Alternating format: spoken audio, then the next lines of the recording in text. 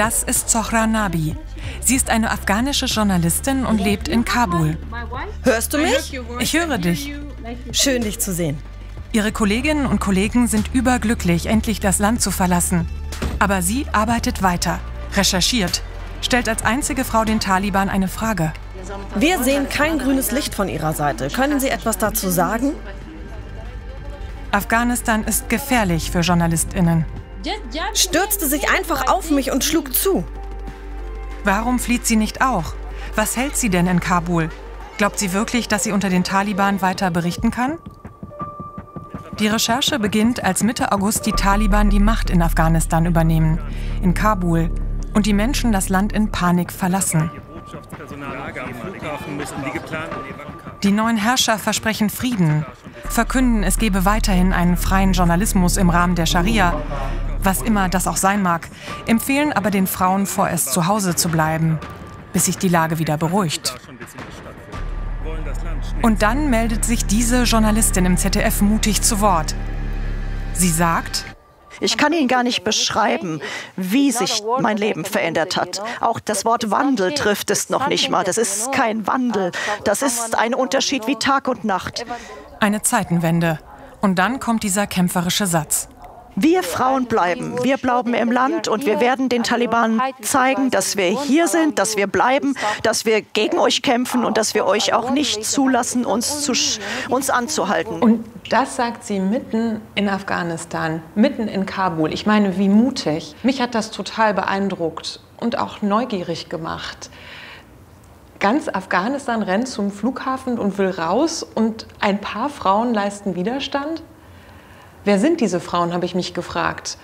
Und habe mich aufgemacht, habe recherchiert und viele auch kontaktiert und festgestellt, die meisten sind außer Landes. Und die noch da sind, wollten nicht sprechen.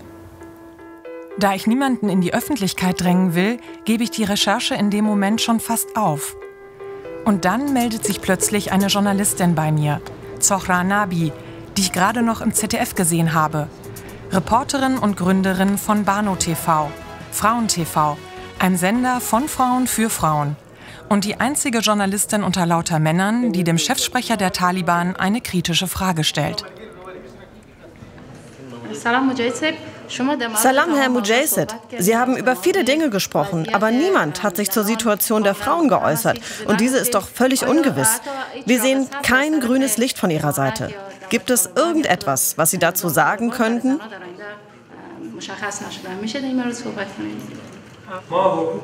Nachdem wir unsere offiziellen Regierungsformalitäten abgeschlossen haben, werden wir prüfen, in welchem Teil der Gesellschaft Frauen nach der Scharia erlaubt sind. Und dann werden wir untersuchen, welchen Beitrag Frauen in diesem Land leisten können. Wir treffen uns online. Kannst du mich hören? Ich höre dich. Es ist der 17. September. Die Taliban sind seit einem Monat an der Macht. Schön, dich zu sehen. Wie geht es dir heute? Heute ist wie jeder Tag. Weißt du, seit einem Monat weiß ich nicht mehr, welcher Tag gerade ist. Wie lebst du denn jetzt? Du hast gesagt, du hast kein Gehalt mehr. Wovon lebst du jetzt eigentlich? Da alle hier in derselben Situation sind, erwartet im Moment niemand, der etwa ein Haus hat, dass hier irgendwer seine Miete pünktlich zahlt. Aber ich weiß nicht, wie das in einem Monat sein wird. Gestern zum Beispiel habe ich gehört... Hi. Zohra, ich habe dich verloren. So ging das eigentlich die ganze Zeit. Mal hatten wir Netz, mal keines und dann fiel plötzlich der Strom aus. Und was Zohra da gerade erzählt hat, also dass sie alle kurz nach der Machtübernahme der Taliban zu Hause saßen und keine Arbeit hatten, das war tatsächlich so. Doch dann ging für die meisten wieder der Alltag los. Aber nicht für alle. Viele Frauen durften nicht mehr zur Arbeit und die Mädchen nicht mehr in die Schule. Ein Rückfall in dunkle Zeiten, der viel Wut im Land auslöst. Wer sind die Taliban, dass sie uns diese Möglichkeit nehmen? Die Mädchen von heute sind die Mütter von morgen. Und wenn wir keine Schulbildung haben, wie sollen wir unsere Kinder erziehen? Ich gehöre zur neuen Generation. Nur essen, schlafen und zu Hause bleiben, dafür bin ich nicht geboren. Ich möchte zur Schule gehen. Auch für Zohra Nabi ändert sich das Leben abrupt. Bislang arbeitete sie für Bano TV, ein kleiner Sender mit Nachrichten, Talkshows und manchmal investigativen Reportagen, in denen Journalistinnen wie Sohra aus Provinzen berichten, die schon früh von den Taliban erobert worden sind. Wir kommen von weit her und es war eine harte Reise. In allen Straßen konnten Sprengsätze sein. Habt ihr keinen Fahrer nehmen können? Nein, die Familie, die ich interviewt habe, hat mich bis an den Stadtrand gebracht. Dort standen dann die Taliban mit ihren Waffen. Es war wirklich schlimm.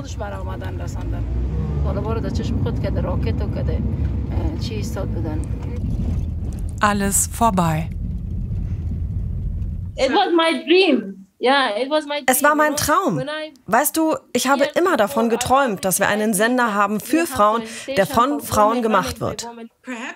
Kannst du uns vielleicht ein bisschen rumführen? Ja klar, warum nicht? Soll ich das so halten? Jetzt geht's. Also hier ist der, wie sagt man, Schneideraum. Hier habe ich meine Filme geschnitten. Er ist nicht groß. Hier ist die Toilette und hier ist der Konferenzraum. Aber wir haben wirklich schon sehr viel zusammengepackt.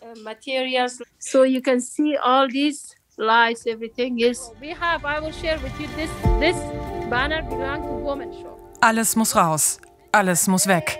Das Büro wird geschlossen. Es gibt kein Bano TV mehr.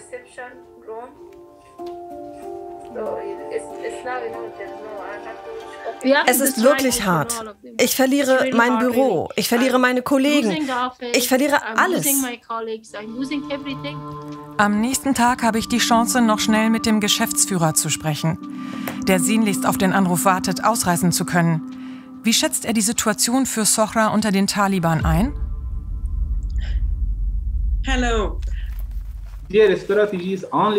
Die haben eine Strategie nur für Frauen. Frauen dürfen nicht das Haus verlassen. Frauen dürfen nicht in den Medien arbeiten, in der Wirtschaft, nirgendwo. Aber warum arbeiten da noch Frauen? Das ist nur symbolisch. Wir haben noch ein paar Journalistinnen in einigen TV-Kanälen. Das ist nur symbolisch. Nur symbolisch? Sohra durfte sogar eine kritische Frage stellen und nichts ist passiert. In dieser Situation wegen der Menschenrechte und dieser Dinge haben sie zur Pressekonferenz zugelassen. Aber ich denke, in 1 oder 2 Monaten werden sie ihre Strategie offenlegen. Und auch Sohra wird dann nicht mehr arbeiten dürfen. Die Taliban wollen zurzeit keinen Ärger mit dem Westen.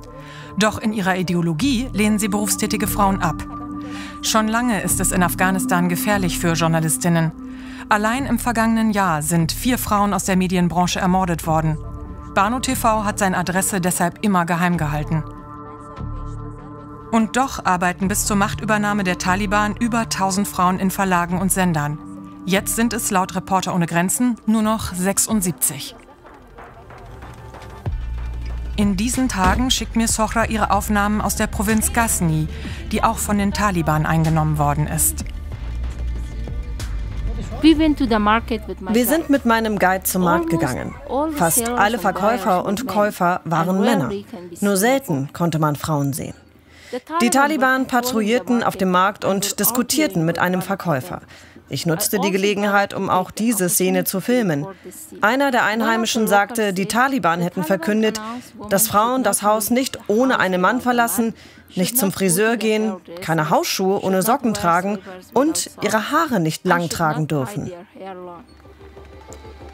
Ein paar Tage später bekomme ich wieder etwas von ihr. Bilder von der Abreise von ihren Kolleginnen und Kollegen. Sie dürfen endlich das Land verlassen. In den kommenden Wochen wird sie mir immer wieder Videos schicken und berichten, was sie erlebt. In dieser gespenstischen Zeit ist Katrin Eigendorf in Kabul. Eigendorf ist Auslandsreporterin beim ZDF und kennt Sohra seit Jahren, hat schon mehrmals mit ihr gearbeitet. Auch dieses Mal macht sie die Recherche mit ihr zusammen. Sie streifen durch Kabul, treffen Menschen, die vor den Kämpfen in der Provinz geflüchtet sind. Und sie gehen in Sohras leeres Büro. Dort zeigt Sohra Katrin, wie sie jetzt weiterarbeiten will. Undercover. Und dann kann man die Kamera nehmen. Du kannst alles hier auf dem Bildschirm sehen, das muss gar nicht direkt sein. Ich nehme sie immer so, das sieht dann so aus, siehst du, Sie können sich da nicht vorstellen, dass das eine Kamera ist. Das ist meine Tasche. Aber dann kann ich das so machen und dann kann ich damit filmen. Zohra hatte mir das auch erzählt, wie sie in Zukunft unter der Burka undercover arbeiten will. Aber irgendwie kam mir das nicht so wahnsinnig sicher vor. Und so kontaktiere ich Katrin, die wieder in Deutschland ist und nicht nur Zohra sehr lange kennt, sondern auch Afghanistan. Für internationale Journalistinnen und Journalisten, erklärt mir Katrin, sei Afghanistan gerade recht sicher, da die Taliban gute Beziehungen zum Westen wollten. Für afghanische KollegInnen sehe die Lage anders aus. Die Taliban erlaubten nur Berichte im Rahmen der Scharia und hätten 11 Gesetze aufgestellt, an die sich jetzt alle halten sollen. Na, nehmen wir mal konkret eines von diesen 11 Gesetzen, die die Taliban aufgestellt haben, sagt ja, man darf keine Führungspersönlichkeit beleidigen. Ja, was bedeutet denn das? Wenn das wirklich eine Rechtsgrundlage wäre, müsste man ja definieren, was bedeutet Beleidigung. Das ist aber gar nicht klar definiert. Und damit öffnet es natürlich Tür und Tor für jede Art von Repressalien. Was kann da passieren? Alles kann passieren. Es kann sein, dass sie eingesperrt werden. Es kann sein, dass sie nur ermahnt werden, man sie vielleicht auf der Straße schlägt, sie nur nach Hause schickt, ihr Büro durchsucht, sie ins Gefängnis sperrt oder sie einfach ermordet. Also alles ist möglich in diesem Land. Zohra versucht ja da zu bleiben. Hat die denn da irgendeine Chance überhaupt? Sie riskiert ihr Leben. Das weiß sie auch, dass sie ihr Leben riskiert. Das ist ihr bewusst. Aber es sind eben immer diese Grenzgänger, diese Menschen, die in unserer Wahrnehmung vielleicht auch ein wenig verrückt sind, die Veränderungen machen. Denn wir gucken immer auf den Augenblick, ja. Aber die Möglichkeit zur Veränderung besteht ja. Die großen Köpfe, auch unter uns Journalisten, sind doch oft die ein wenig verrückt sind, sind doch nicht die Normalen, die Angepassten, die den geradlinigen Weg gehen, die die Welt verändern. In dieser Zeit geht Zohra noch einmal offen als Reporterin auf die Straße. Auch diese Bilder schickt sie uns. Eine Demonstration in Kabul gegen Amerika. Tod für Amerika! Taliban-Anhänger fordern Amerika auf, ihre Gelder wieder freizugeben. Heute bleibt es offenbar friedlich, da sich der Protest nicht gegen die Taliban richtet. Eine Propagandaveranstaltung. Und sie ist hier nicht willkommen. Hau ab, verschwinde! Sie erlauben uns nicht zu filmen, aber wir filmen.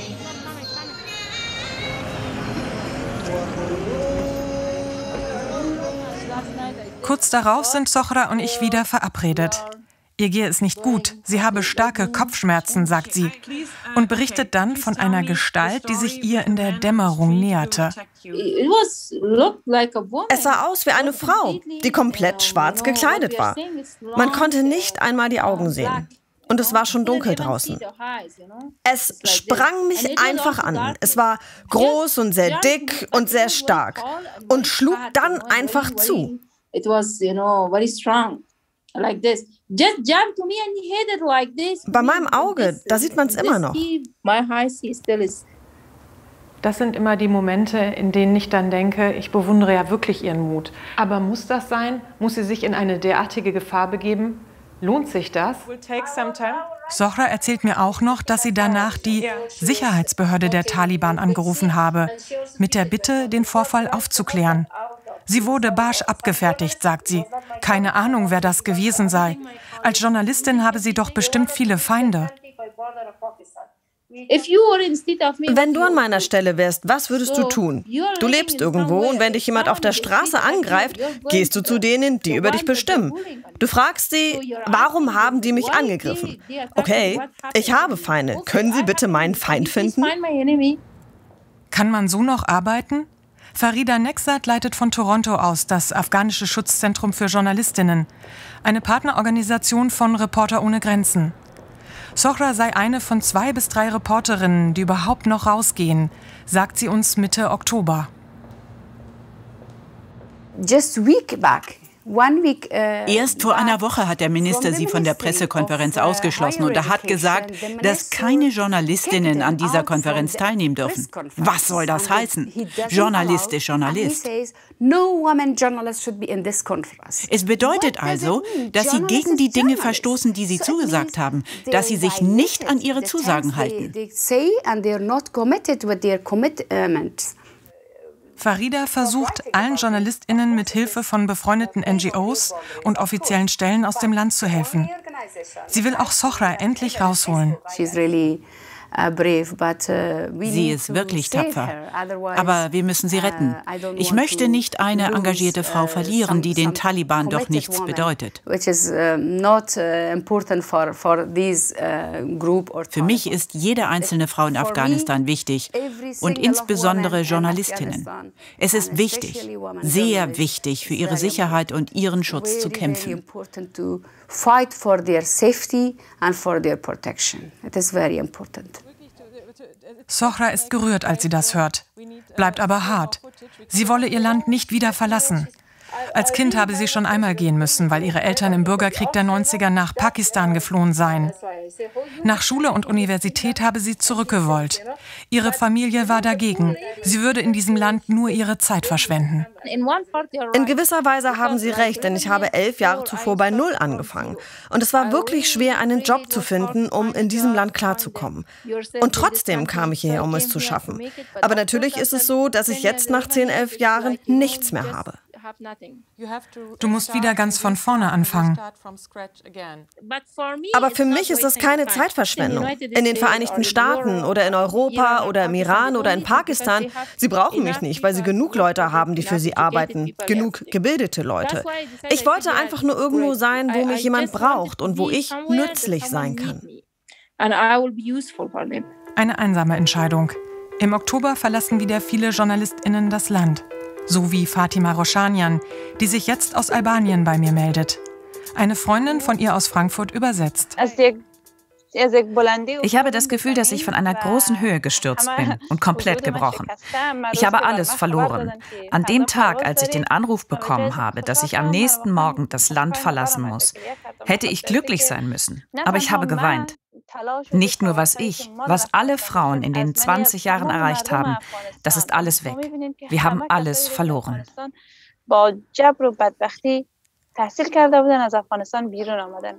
Ein hoher Preis. Fatima Roshanian sorgt sich um alle, die bleiben. Sie sagte ja gerade schon, viele Journalistinnen und viele Schriftstellerinnen sind noch da. Und manche wollen ja auch da bleiben. Ich habe mit einer zu tun, Sohra Nabi, die sagt, ich will hier bleiben, ich will in Afghanistan bleiben und den Menschen weiterhin eine Stimme geben. Wie sieht sie das? Kann sie das verstehen? Ja, es gibt viele Frauen, die bleiben wollen. Aber ich bin mir sicher, dass bald die nächsten Beschränkungen kommen. Vielleicht machen es die Taliban nicht so offen wie früher. Vielleicht bedrohen sie die Menschen nicht am helllichten Tag oder bringen sie auf offener Straße um. Aber ich denke, sie werden andere Wege finden, die Frauen aus der Öffentlichkeit zu entfernen. Katrin sieht die Zukunft noch düsterer. Im Moment seien noch die gemäßigten Taliban an der Macht. Doch morgen könnte es schon ganz anders aussehen. Ich glaube, dass dieses Land in einen Bürgerkrieg steuern wird. Und das wird die Situation natürlich für Journalisten noch viel, viel unsicherer und gefährlicher machen. Weil jetzt haben wir es mit einem Willkürsystem zu tun, aber dann werden wir Krieg haben. Am Telefon berichtet mir Sohra von einer neuen Recherche. Ein Auftrag von einem deutschen Medium, so riskant und gefährlich, dass ich hier lieber nichts davon erzählen will. Kurz darauf sprechen wir noch einmal. Sohra zeigt mir erst den Sonnenuntergang. Und dann erzählt sie mir sehr schnell eine Geschichte. Ich höre zu und brauche aber eine ganze Weile, bis ich anfange zu begreifen. Ein Taliban hat sich bei ihr gemeldet. Wie kam das? Der Sicherheitsmann unten. Weißt du, wir haben einen Sicherheitsmann. Der rief an und sagte, können Sie nach unten kommen? Jemand will Sie treffen. Es ist ein Taliban, der ihr Büro übernehmen möchte.